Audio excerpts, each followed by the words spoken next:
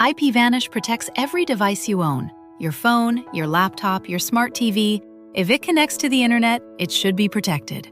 IPVanish encrypts your connection and masks your IP address, helping keep your browsing private at home and on public Wi-Fi. And with no device limits, one account covers everything. Stream with added privacy, browse securely, connect with confidence. Online protection made simple. Right now, save 83% off the 2-year plan.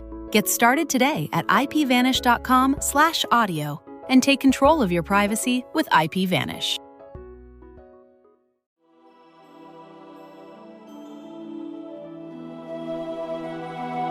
Welcome to the Lord of the Rings Lorecast, the show that explores the background of Tolkien's amazing world from the very beginning.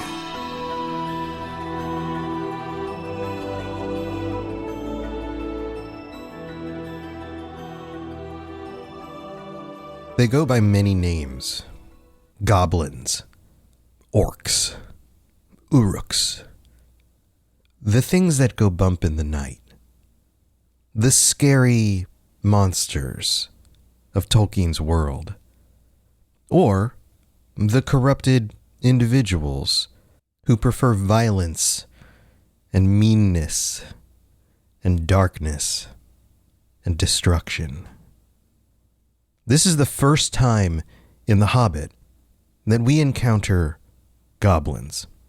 And in The Hobbit, they're called goblins. They're not called orcs or uruks. They go by an older, more common name for the kinds of monsters that go bump in the night. And that's exactly what they do here when the party encounters them. They go bump in the night and clap, snap, grip, grab, pinch, nab. And for as dark and vile and as plain as it may seem, these seem like the black against the white, that this is the darkness compared to the light, that these creatures are wholly irredeemable. But as we've discussed before, in Tolkien's works, nothing is ever quite as black and white as we seem to try to remember it to be. There's something more here. And yes, goblins are terrible. They're mean and violent. And they will do terrible things to whoever they want. They are not the good guys. But they are not completely devoid of humanity. They speak, they have language, they have song, they have community, they make things. And even in this event, in the Misty Mountains, in The Hobbit, in this earliest engagement with goblins, and, well, I guess you could say hobbits, because we've met goblins before in the ages of the world that predate this in the other works. But even in The Hobbit, in a book that was more focused on children, there is complexity here. So let's get into it. Let's talk about what happens in the mountain when the goblins capture the dwarves and Bilbo.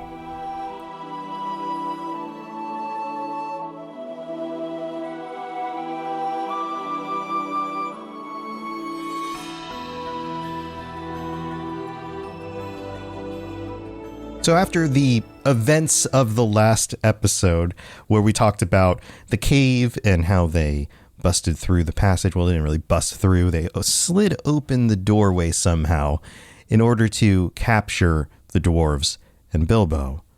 They are now marched deep inside the mountain. And Tolkien makes sure that we understand how deep and dark this actually is. He writes, "It was deep, deep dark, such as only goblins that have taken to living in the heart of the mountains can see through." And I think that this is an important thing to start this section out. There are no lights in this passage. There is no opportunity even for the dwarves, who are used to living underground, to be able to see here. But yet somehow the goblins have evolved or been developed to be able to see in this much darkness. The passages go on in a tangled direction, which I think is not necessarily indicative of the natural layout of these caverns. It may be, But it also might be part of the goblins and the fact that they are kind of chaotic. If they're tunneling, they're not doing it in a way like the dwarves would do, methodically, planned out. They don't have that kind of tolerance for organization in the same way the dwarves do. And we'll get to a little bit more of that later. And we get this wonderful comment here. The goblins knew their way as well as you do to the nearest post office. And I feel like this is of a time and a place. The kind of comment you would say to somebody who lives in a society where you would simply walk to the nearest post office. Often. Because you have to check your mail. We don't live in a world where we do that so much anymore. I know I could make my way to the nearest post office, but it's not like I go there all the time, right? And then we begin to get glimpses, aspects of their personalities. They were very rough. They pinched unmercifully. And the fact that they pinched here is not that they kicked or hit or slapped. They pinched unmercifully and chuckled and laughed with their horrible stony voices. And then we're reminded about how unhappy Bilbo is. And we're told to think about the time when he was picked up by the troll by his toes. And he's more unhappy now than when that happened. This is threading together a story for us. It is reminding us of the events that have happened previous. Remember when he first left and he was unhappy with the party and what was going on. And then he was a little bit more unhappy with the events trying to travel, making sure that he had his stuff when he left so quickly, being in the weather, being picked up by the trolls. Things continue to get more dire for Bilbo. It's leading to something. There's a pattern here. And of course, the bag inside of him wishes to be back in his hobbit hole by a fire. And speaking of fires, we see the glimmer of a red light before them. Notice it's red. It's not described as warm or golden or even orange. It is red. That color is not a color that most of the time you would use to describe fire. Fire is rarely red, and we know that it is a fire. We get to that point in the story. It's a large fire where all of the goblins have communed together in their central location. But the fact that it's chosen to be described as red means something. The colors usually mean things. It's not warm. It is dangerous. Red, like blood. Like warning. And then we get another glimpse of this goblin culture. They begin to sing. Clap, snap, the black crack. Grip, grab, pinch, nab. And down to Goblin Town. You go, my lad. And it's very rhythmic. You can tell from the beginning here, it's very rhythmic. I would guess that this, in Tolkien's mind, had very little of a melody, and it was more of a chant. It was more of something you say while you are marching, while you are intimidating your enemies. And then he adds in, down to Goblin Town, and my lad. And I have to think here that that was another component he added in for the target audience. I don't know that the goblins would have called where they live in this mountain Goblin Town, but I think it helps a young reader understand where they're going to. And then they add in, my lad. You wouldn't expect the dark, evil creatures to use phrases like, my lad. And yet they do. Remember the conversations that the trolls were having with each other, where they were actually talking more like working class people than like monsters.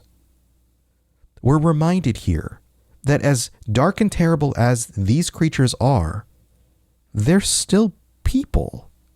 They use phrases like my lad, and they sing songs. Clash, crash, crush, smash, hammer and tongs, knocker and gongs, pound, pound, far underground. Ho, ho, my lad. Swish, smack, whip, crack. Batter and beat, yammer and bleat, work, work, nor dare to shirk, while goblins quaff and goblins laugh round and round far underground, below, my lad. And I had to look up here what quaff actually means in this sentence, and I believe it is to drink, usually something hearty and alcoholic. They're talking about enjoying their time while their enemies suffer and work. They're talking about being slave drivers. And this song has its effect on Bilbo and the dwarves. It terrifies them even more. The sound echoes off the walls. I would imagine that that echo adds to the rhythmic quality of the singing. If you could imagine putting a delay on a guitar pedal and you hit a note and then you hear the note bounce back at you. Ga, ga, ga, ga, ga, ga, ga, ga. And in this case, it would be something more like clap, clap, clap, snap, snap, snap. It creates a rhythm. And that makes it even more terrifying and yet coordinated. Again, the goblins are people. They get to the light of the red fire. And at this point, we're told this is a red fire. And there are torches along the walls. And it is full of goblins. And in this point of the story, we know that they've come not only to this central location, but that the goblins themselves don't necessarily prefer the dark. They have just adapted to it. And they can't keep torches lit on every single pathway in the mountain. But where most of them spend most of their time, they do. They prefer some light, not just complete darkness. And the goblins all start to celebrate. They laugh and they stamp and they clap. I'm sure things get pretty boring underground. And on top of it, they're seeing the opportunity here. Maybe they'll get some things from these dwarves. Maybe they will put them to work for them. Maybe they will eat them. There are lots of benefits they can get from capturing these individuals. And then we're again reminded about Bilbo's terrible situation. He is at the back of the party, nearest to the whips. The ponies are already there. The packages and baggages are lying broken and open. The goblins have already gone through everything. And then we're given a very sad announcement by the narrator. I'm afraid that was the last they ever saw of those excellent little ponies. And the tragedy is explained. We're reminded about Elrond lending them the ponies and how this is actually very terrible for these poor animals and also for the party if they were to leave the situation. They again do not have pack animals to help carry the things that they need. So they chain up the dwarves, and of course Bilbo again is at the end of the row. This is being repeated. It's reminding us of where he is among the group. And then we meet him. There, in the shadows on a large flat stone, sat a tremendous goblin with a huge head. Notice the distinction here about the size of this goblin's head. And armed goblins were standing round him, carrying the axes and the bent swords that they use.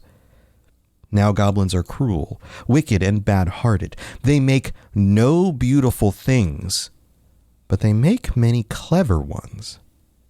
This is an important distinction. Remember when we talked about Tolkien and his concept of individuals that he knew or knew about being goblin or orc-like?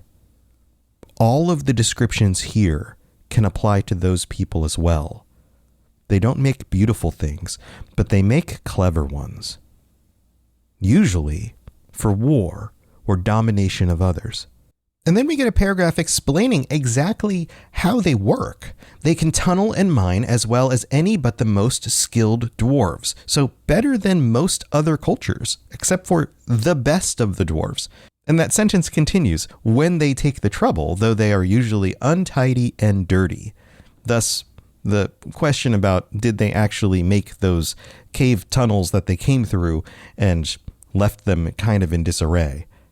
Hammers, axes, swords, daggers, pickaxes, tongs, and also instruments of torture they make very well. or get other people to make to their design, prisoners and slaves that have to work till they die for want of air and light. We are seeing themes here: war, domination, slavery, and a certain level of laziness. It is not unlikely that they invented some of the machines that have since troubled the world. This sentence in particular is telling of Tolkien's perception that we still walk among goblins and orcs, especially the ingenious devices for killing large numbers of people at once. For wheels and engines and explosions always delighted them, and also not working with their own hands more than they could help. But in those days, in those wild parts, they had not advanced, as it is called, so far. He's reinforcing here the clever and warlike nature of these individuals, and yet their laziness. And then he confirms to us that way back then, and this is another one of those little nods at the connective tissue between his world and ours, that they had not advanced so far as to make weapons of mass destruction. They did not hate dwarves especially, no more than they hated everybody and everything, and particularly the orderly and prosperous. This is also very interesting. It's not that they had a thing especially against dwarves. You would think goblins tunneling underground would be kind of an antithesis to the dwarves tunneling underground, and that they would see them as competition. But no, the goblins simply hated everyone, especially those who loved order and who were prosperous under their own actions. He keeps reinforcing for us that these are greedy, lazy, coveting, hateful creatures, much like the people he's drawn connections to. And then we get this interesting part here. In some parts, wicked dwarves. And you might be thinking, wicked dwarves? Think back to Thorin's story. Think back to Mim, the petty dwarf. There are dwarves in this world who do not align themselves with the major houses, who have had to work out ways of surviving on their own. And sometimes that means working in alignment with evil forces and evil individuals. This is even more confirmation that just because you are a dwarf or a man or an elf or an orc, it's not that your race determines your actions. It's that your actions determine your alignment. A dwarf can still do bad. So does that raise the question about goblins? Can goblins do good? Well, we don't get the answer to that right here. But we do find out that even though they don't have a specific hatred for dwarves more than any other race, they did have a grudge with Thorin's people because of the war which you have heard mentioned, it says. And this leads me to believe that there is something interesting going on in goblin culture.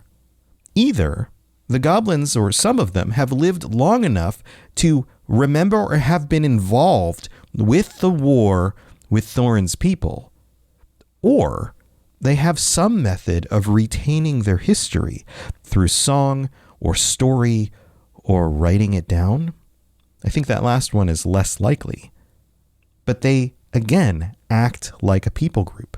And if it wasn't already hit home enough, we get another reminder about the nature of these goblins. Goblins don't care who they catch, as long as it is done smart and secret, and the prisoners are not able to defend themselves. It's about cleverly cheating in a way that puts you at advantage over other people. This is the last aspect listed here of the goblins. And now we're about to get more, because the conversation begins with the Great Goblin. But first we have to go thank our patrons, and we'll be right back, so don't go anywhere.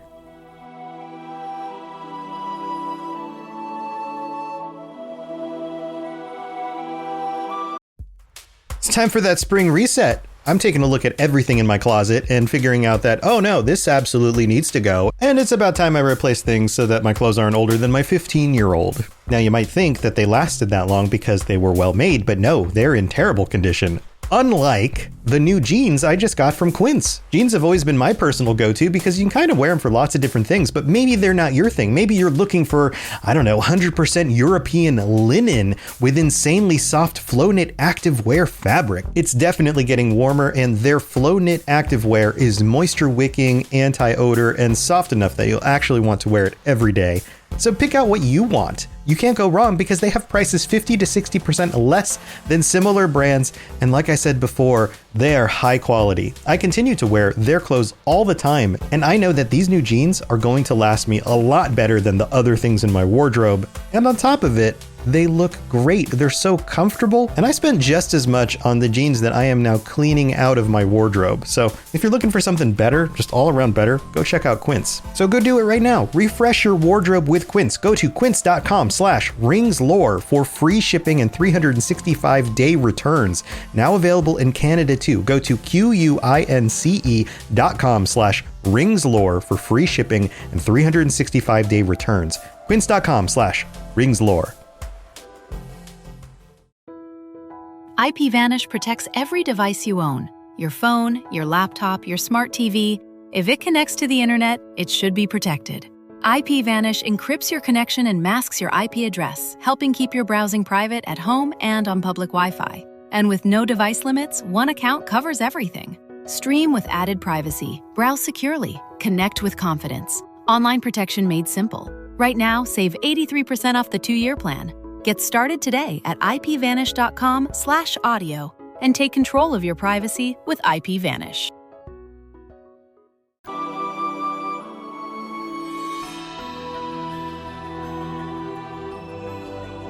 All right, thanks for checking out the show, and I hope you are enjoying our detailed look at the goblins in the cave and the situation. And I'm going to go into more detail in the bonus episode about the history of goblins. I'm going to do some research and find out a little bit more about what we can know about goblins. So if you're interested in that, check out the Patreon.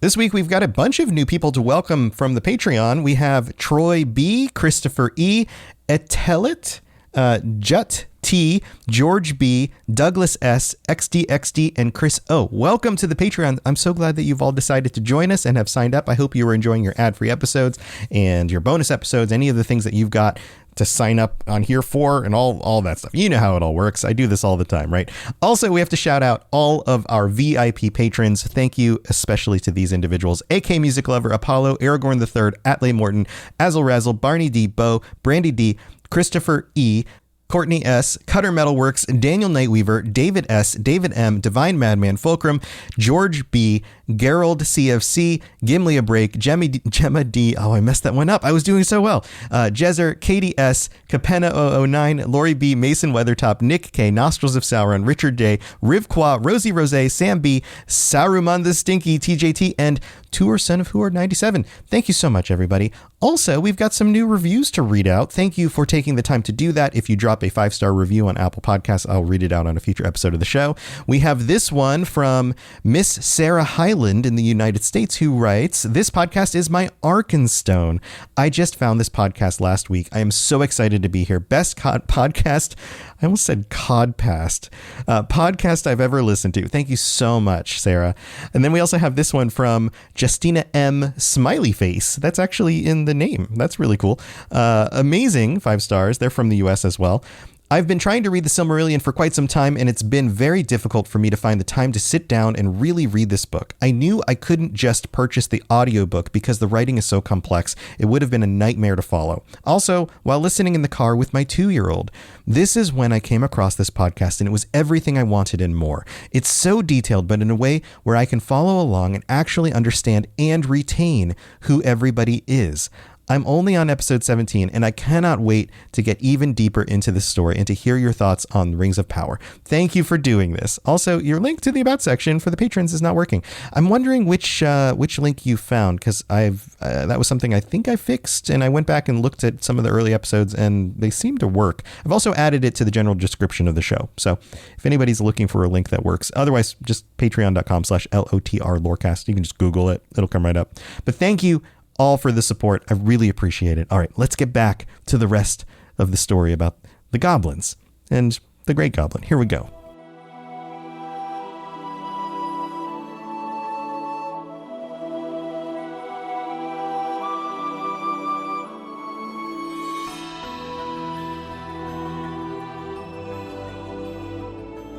Now pay specific attention to the great goblin's words and the way that he frames the conversation.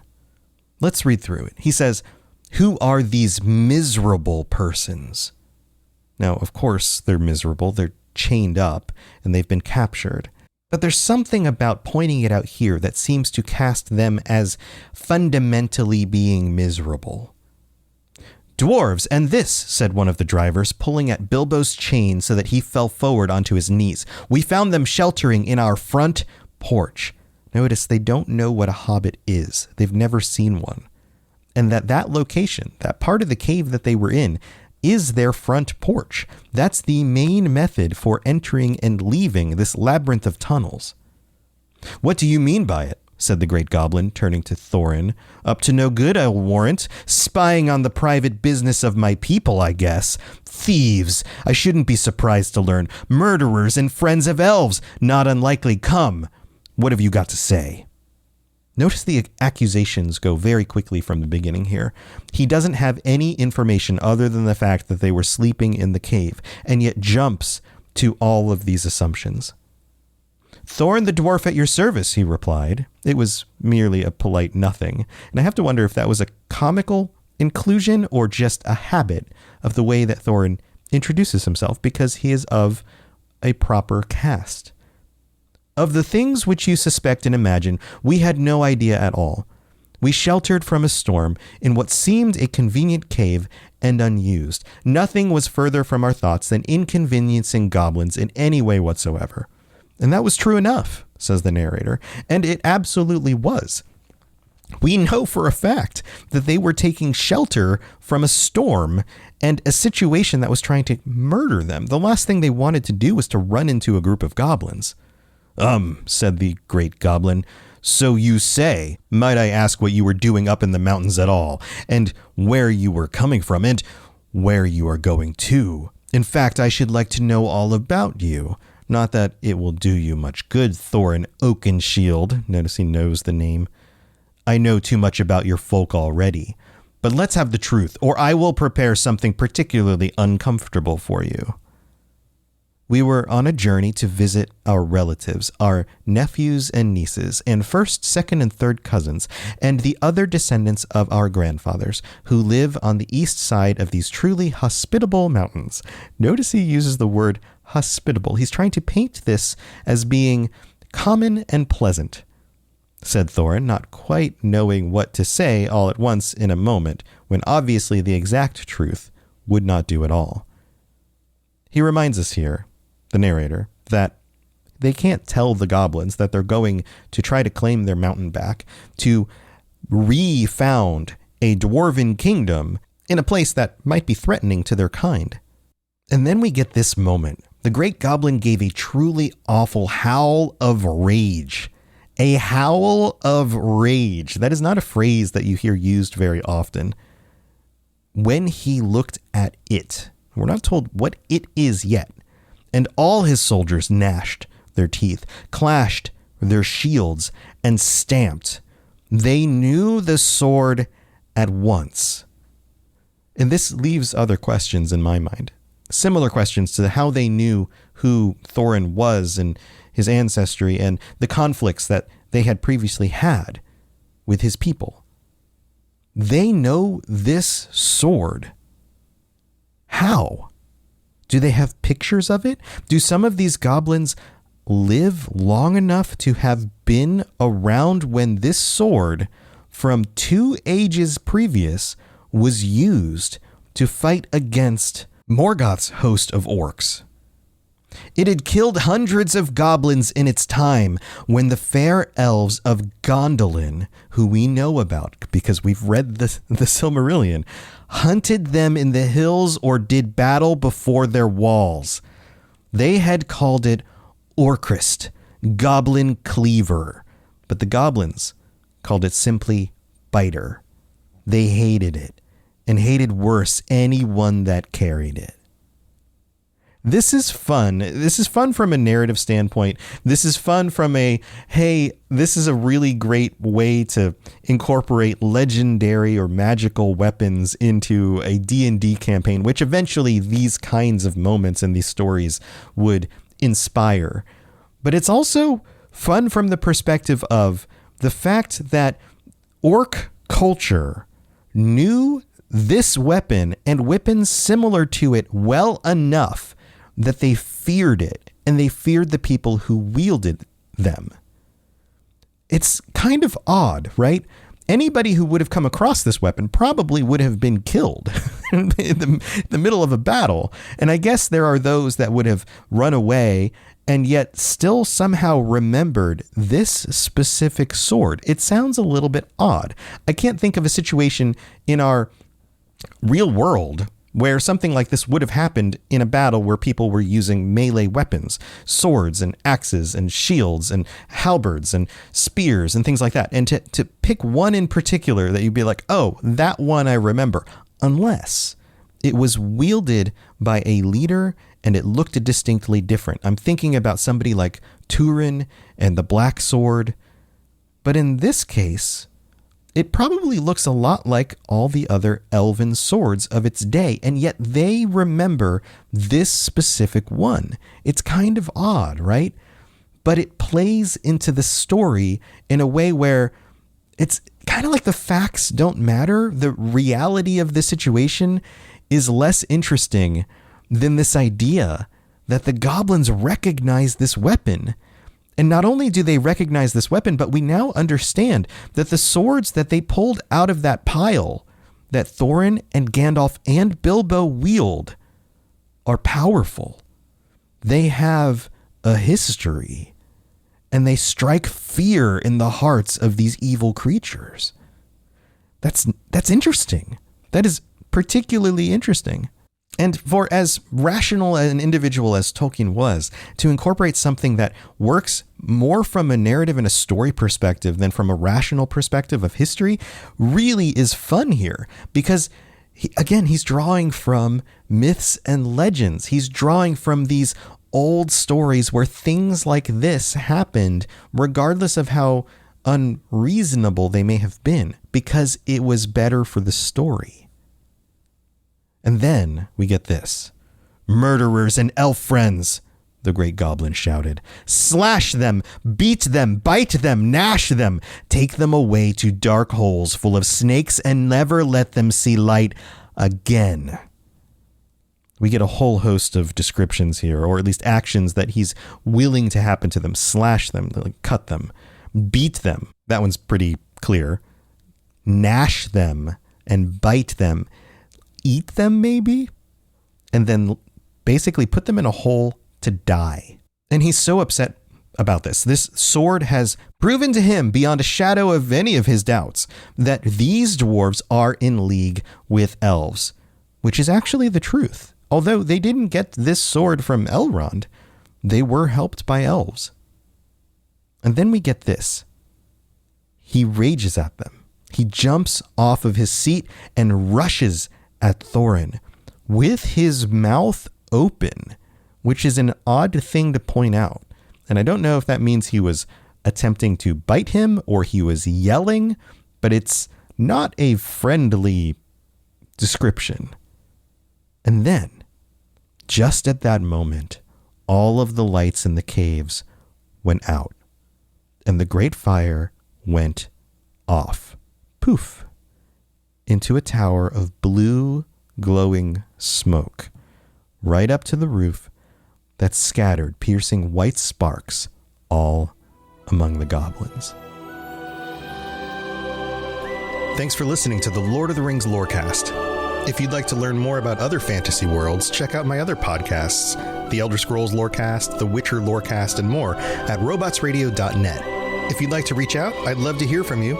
Send me a note on Twitter at robots_radio, or join our amazing community on the Robots Radio Discord. There are links in the show notes, or just search Robots Radio Discord, or find the link on robotsradio.net. I'll see you next time.